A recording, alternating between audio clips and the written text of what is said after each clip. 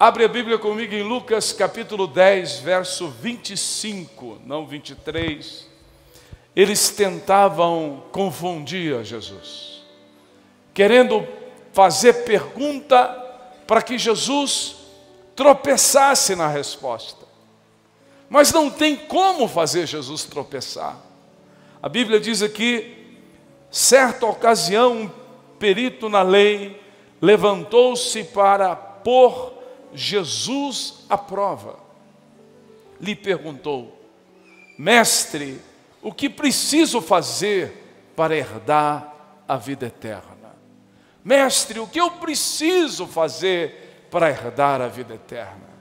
No verso 26 diz: o que está escrito na lei? Respondeu Jesus. Como você a lê?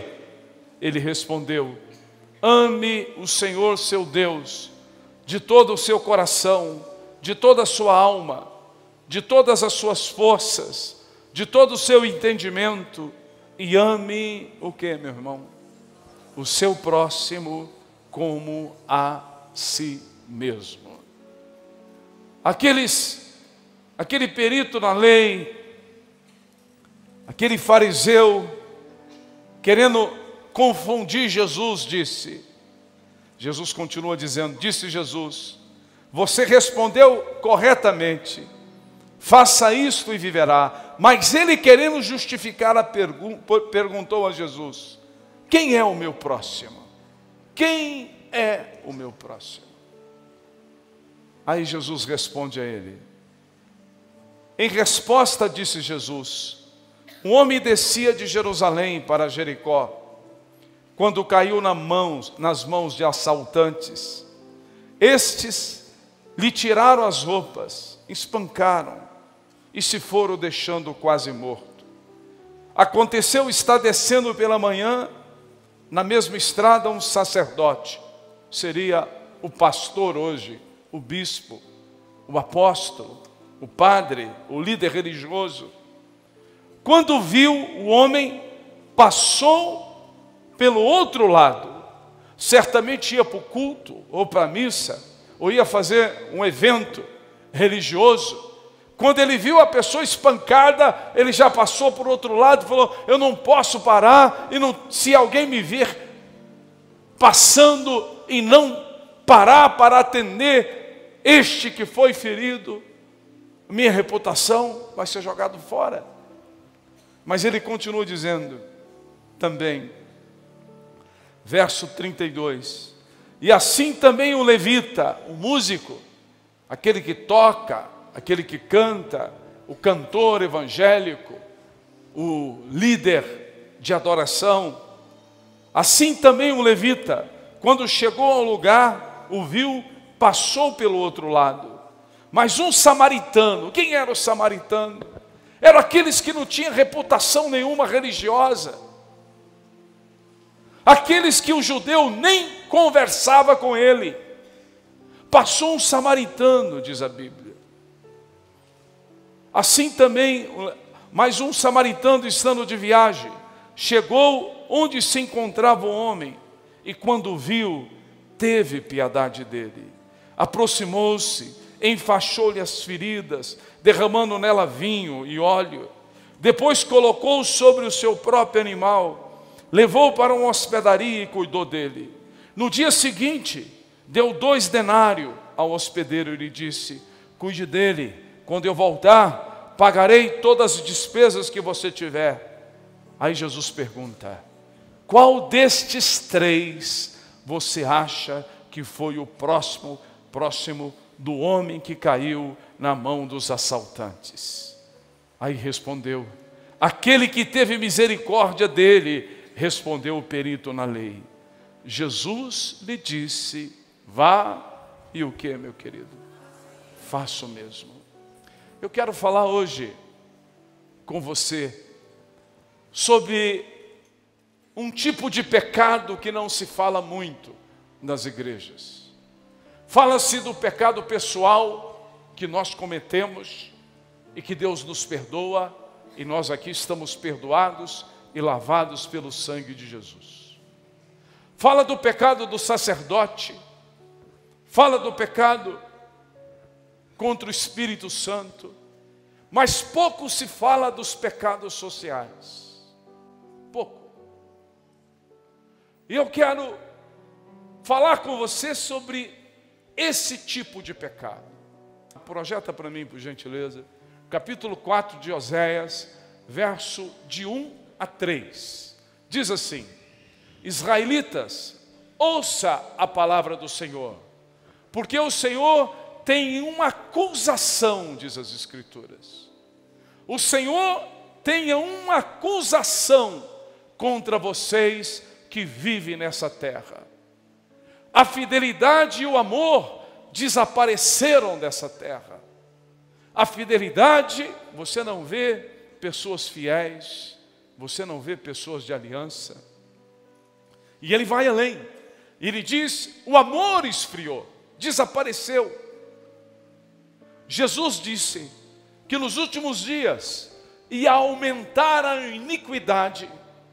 E porque a iniquidade iria aumentar, o amor ia esfriar. Ele diz: desapareceu a fidelidade e o amor. Como também, ele termina dizendo o que, gente? O conhecimento de quem? De Deus. No livro de Tessalonicenses, Paulo escreve que o homem da iniquidade, ele se revelará. E a gente percebe que este homem, esse principado maligno da iniquidade, está preparando o caminho para que ele se revele. E graças a Deus, a Bíblia diz que quando aquele que o detém for tirado, aí ele vai se manifestar e vai se levantar contra todo culto a Deus. Quem o detém é o Espírito Santo que está na igreja. Depois do arrebatamento, ele vai aparecer como ele é. Mas hoje, o homem da iniquidade está agindo de que maneira? Ele está expandindo os seus conceitos. Ele está expandindo o seu conhecimento. E a sociedade está trocando o conhecimento de Deus pelo conhecimento do homem da iniquidade. A palavra iniquidade, uma das significados desta palavra, ele tem 3 significados, mas um eu vou traduzir o significado dela, trazendo para o nosso contexto teológico. É quando a mente humana, ela se cauteriza de tanto pecar, ela perde a sensibilidade ao pecado, e ela passa a achar que o pecado é o normal. O normal. Deixa eu te dar mais ou menos um exemplo aqui. Infelizmente, a droga e um dos pecados contra a sociedade é a droga que o diabo, o homem da iniquidade, colocou ao alcance do ser humano. E quando uma pessoa nasce naquele ambiente, e nós temos muitas crianças que nasceram no ambiente das drogas, a mãe e o pai são viciados. Para aquela criança, mexer com droga faz parte da vida que ele conheceu. Passa a ser natural. É natural ver o pai tomando uma injeção nas veias. É natural ver a mãe cheirando crack. É natural ver o pai fumar maconha. Aquilo que é vício para nós que temos conhecimento de Deus, ou que nascemos no lar onde este poder da iniquidade não entrou, nos assusta. Nós não queremos. Nós sabemos que é pecado. Mas para aquela criança que nasceu, e por isso a gente tem que ter muita misericórdia, aquilo passa a ser natural. O homem da iniquidade, ou a iniquidade, transforma o que é pecaminoso em algo natural.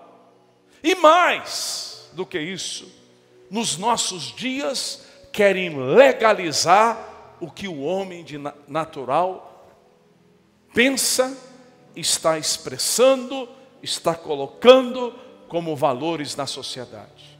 Se isso se torna lei, aquela nação que permite que o pecado que se tornou natural, e eu vou falar um pouco sobre eles, se torna lei, aquela nação passa a ser escrava daquele principado maligno do homem da iniquidade, e a maldição virá sobre ela. Mas hoje nós vamos repreender esse espírito na nossa nação. Amém ou não? Põe os versos seguintes, o 2 e o 3, por favor.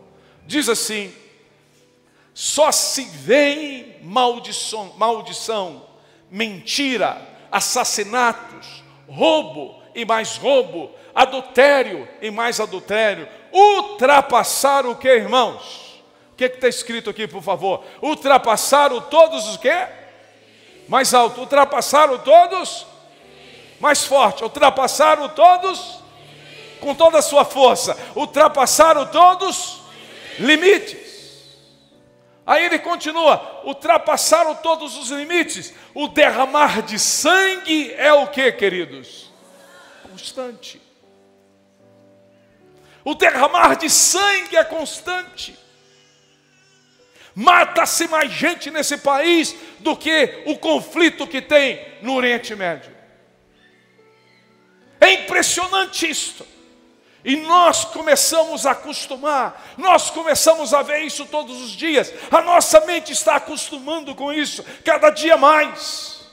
Aí você diz: eu não tenho nada com isso, eu quero, o que eu tenho a ver com isso? Proteger a minha família, está tudo bem. Nós temos sim. O nosso próximo é aquele que vive nessa geração conosco. Vocês estão entendendo o que eu estou falando? Diga amém, por favor. Então eu vou dizer algumas coisas, presta bem atenção. O homem da iniquidade está tentando desconstruir a família, sim ou não? O homem da iniquidade está agindo de tal maneira para tentar destruir os valores familiares. Eu sou da época, eu não sei se você é dessa época, que dava benção para os pais. Quem é da época que dá benção? Para os tios, quem dava benção? Eu sou da época que quando você chegava na casa do seu pai, ou da sua mãe, ou da sua avó, do seu avô, você chegava com carinho, com amor, mas um profundo respeito, sim ou não? Eu sou da época que você pegava o chinelo, seu pai chegava e a primeira coisa que você fazia. Eu sou da época onde o respeito, a hierarquia, a autoridade.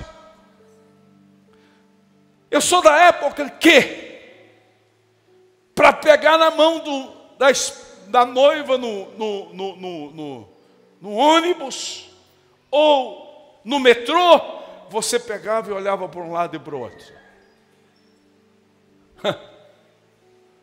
Eu sou dessa época. E eu vou dizer uma coisa para você: era a época que o respeito aos valores da família era claro. O que é desconstruir os valores?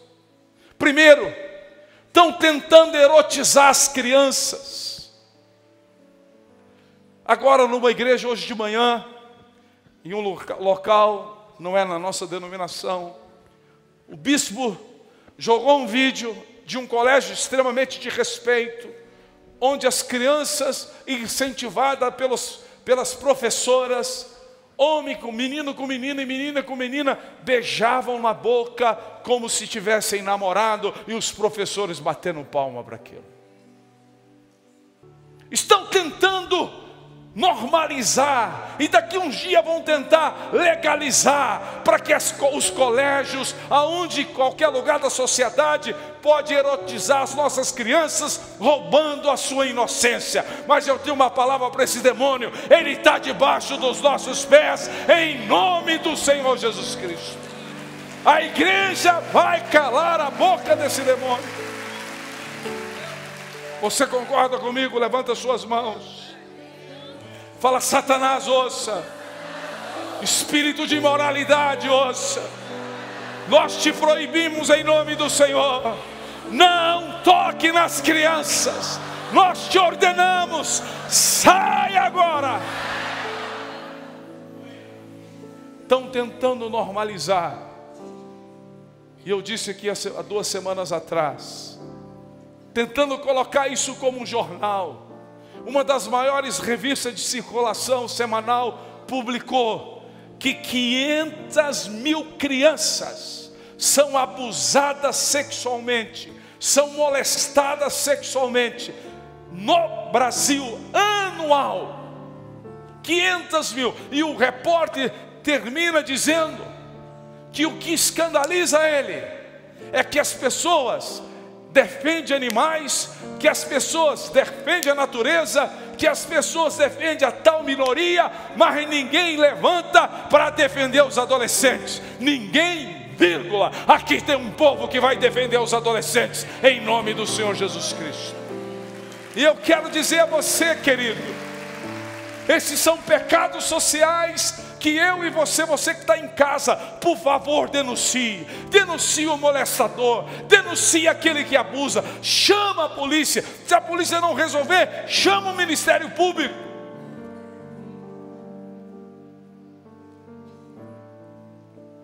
Isso é um pecado social. É minha e a sua responsabilidade. Jesus falou: não, mas eu não vi ninguém chicoteado. Sabe a visão que eu tive? Eu tive uma visão essa semana orando, naquele texto de Êxodo, capítulo 3, que o Senhor fala ao povo de Israel: eu ouvi o seu clamor, e porque os seus feitores têm te escravizado, eu vim para libertá-los. Feitores são homens que permitem que isso aconteça. Feitores são homens que incentivam essa ação da iniquidade. Estão dizendo agora que o pedófilo não é crime, não é um criminoso, é um doente. Desculpa você que está me ouvindo aqui. Eu acho que o pedófilo merece, não é a cadeia, é o inferno. E a Bíblia é muito clara. Diz que para certos pecados nem ore, nem ore, nem ore. Por que eu estou te dizendo isso, irmãos? Porque eu queria muito que você entendesse que Deus está sobre esta nação. O Brasil é escolhida por Deus. O Brasil tem um chamado de Deus. Deus tem ciúmes do Brasil. Deus tem uns ciúmes do Brasil que você nem imagina.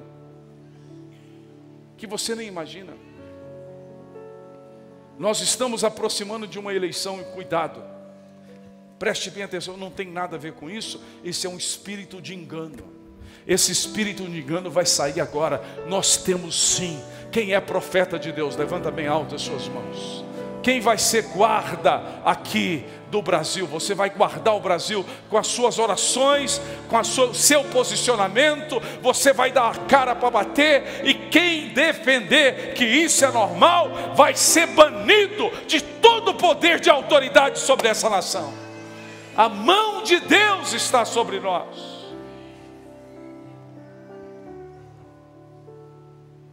Ideologia de gênero. A pessoa, eu não sou contra a pessoa ter liberdade para escolher se ele quer ser homem ou homossexual, tanto homem quanto a mulher. A liberdade ela tem, ele tem. Quem sou eu para entrar nisso? Jamais. Se o próprio Deus não impediu que Adão e Eva fizessem a sua própria vontade, Ele deu liberdade de escolha. Eu não estou dizendo sobre isso. Estou dizendo sobre um projeto do iníquo de legalizar que a criança ou adolescente, ele define se ele é homem ou mulher. Homem nenhum, mulher nenhuma tem poder de definir se é homem ou mulher. Nós já nascemos definidos. Amém ou não? Nós já nascemos definidos. Está claro? Está claro? Você até tem o direito de não gostar de ser homem. Você tem até o direito de não gostar de ser mulher. E nós vamos te amar da mesma maneira. Mas você não pode querer impor isso à criança. Não pode querer legalizar isso no nosso país. Porque é anormal e contra os valores de Deus. Deus fez homem e mulher e ponto final. Ponto final. Quando você vê o diabo se levantando e levantando pessoas que vão defender isso no Congresso Nacional, vão tentar legalizar o que é pecado, vão tentar legalizar o que é anormal, você não pode aceitar. Nós temos que nos posicionar. Quem concorda comigo, levanta bem alto a sua mão. Faz assim: eu concordo em nome de Jesus. Falei, eu concordo em nome de Jesus. Agora olha aqui para mim, irmãos. Vou terminar, preste bem atenção.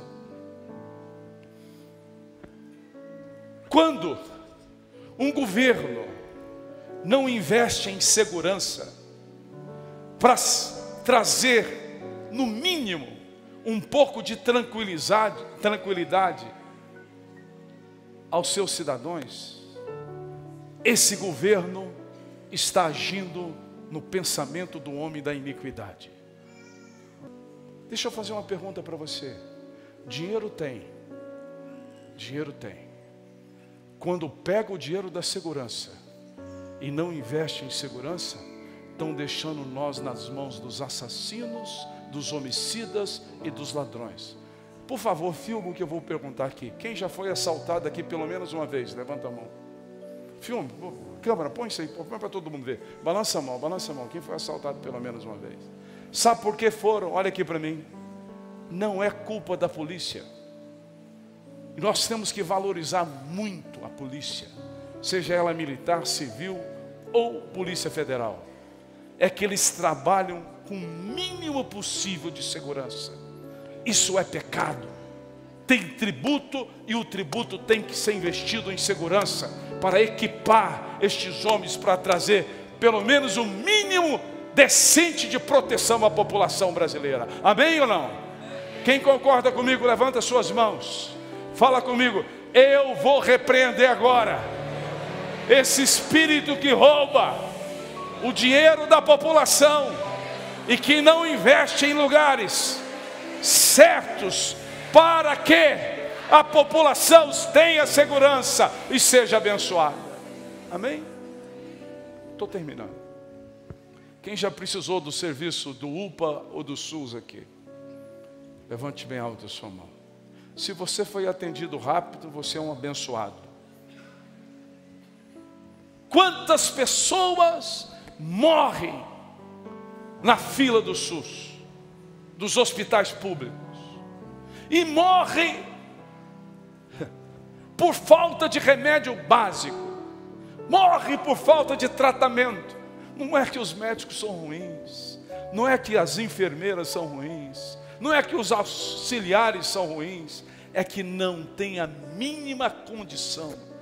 Eu vi uma matéria, uma pessoa que tinha câncer, levaram ele, foi diagnosticado, e o filho saiu com o pai com câncer, e já foi diagnosticado, mandou para o especialista. Quando que vai ser? Daqui um ano ele vai ser atendido. Câncer espera, irmãos. Isso é o mínimo. Então são feitores que estão chicoteando a sociedade, e eu e você não podemos ficar omisso. A nossa sociedade está ferida, machucada, ensanguentando. E nós? O que nós estamos fazendo? Vamos fazer 21 dias de jejum? Vamos. Vamos orar 21 dias? Vamos. Mas vamos posicionar também. Quem vai se posicionar? Levanta suas mãos. Para terminar, eu contei aqui a história daquela menina, filha de índios, Índio é ser humano como nós, tem que ter os mesmos direitos e os mesmos tratamentos. Enterrou a sua netinha, porque ela achava que a sua netinha era doente. E eles têm isso na parte de cultura indígena. E no Senado e no Congresso Nacional há uma lei para tentar colocar isto como respeito à cultura indígena. Matar, seja em cultura indígena, seja em qualquer tipo de cultura, é crime. Amém ou não? E nós não podemos deixar isto. Há pouco tempo atrás, fizeram uma sessão no Congresso Nacional, e um dos pastores, amigo, e você vai saber quem é, não vou dizer o nome dele, que tem uma divulgação muito grande nesse país. Ele falou: César, colocaram lá para defender a vida pessoas incapazes, sem preparo intelectual ou conhecimento de lei, pelo menos de um pouquinho de biologia, para que aquela audiência fosse vencida pelas mulheres que se diz feministas. E eu vou dizer o que é feminismo. Isso aí não é feminismo não, defendendo o aborto com 3 meses de gestação. O Salmo 139, verso 16, diz que quando eu era apenas um embrião, o Senhor me amou e determinou os meus dias. Aborto é crime, é crime. Por que eu estou falando isso hoje? Não vou falar mais, porque nós estamos, todos estão me ouvindo e me vendo. Cuidado em quem você vota, para presidente e para o Congresso Nacional. Vote naqueles que defendem a vida, vote naqueles que defendem os valores da palavra de Deus. Eu postei algo e eu vou terminar com esse pôster que eu pus ontem, de Calvino. Há muitos anos atrás, Calvino disse em uma das suas teses: e vós, ó povos, a quem Deus deu a liberdade de escolher os seus próprios magistrados, cuide-se de não se privarem deste favor, elegendo para a posição da mais alta honra patifes e inimigos de Deus.